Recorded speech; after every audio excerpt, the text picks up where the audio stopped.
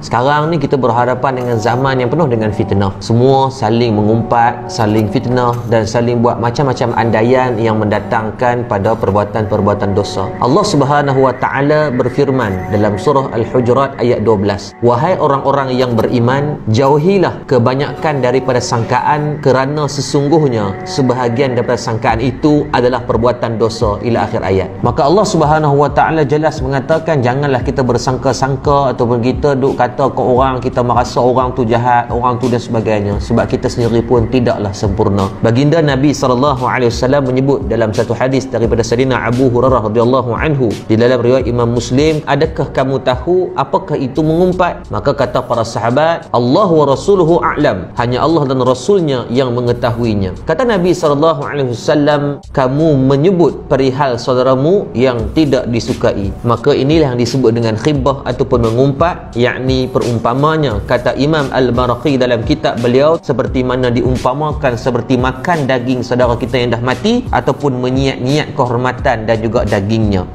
Maka tuan-tuan, jelas di sini janganlah, tak perlulah kita nak mengumpat orang dan kata kepada orang, sebab jelas daripada Al-Quran dan hadis Nabi SAW melarang, kerana ia di antara perbuatan-perbuatan dosa besar. Walaupun wujud, Al-Imam An-Nawawi rahimahullah ta'ala menyebut dalam kitab dia Riyadhus Salihin dan mengatakan bahawa ada beberapa keadaan yang dibolehkan untuk mengumpat. Tetapi persoalannya tuan-tuan, hari ini dengan kecaman kita, fitnah kita, umpatan kita, khibah kita, adakah ia menambah iman ataupun makin merosakkan iman kita? Maka kalau kita tengok hari ni di antara isu yang berlaku daripada kalangan para artis dan juga para netizen, tuan-tuan, berlawan-lawan pula bercakaran yang hampir seminggu dah berpanjangan. Tuan-tuan, jom kita sama-sama beriman. Para artis beriman kepada Allah dan para netizen juga kita menyembah Allah yang sama. Kita beriman dengan Allah Subhanahu wa taala yang sama. Kedua-dua pihak ada haknya. Janganlah marah para artis saat mereka memerlukan bantuan. Kita doalah yang baik-baik. Mungkin mereka ada yang betul-betul perlukan bantuan.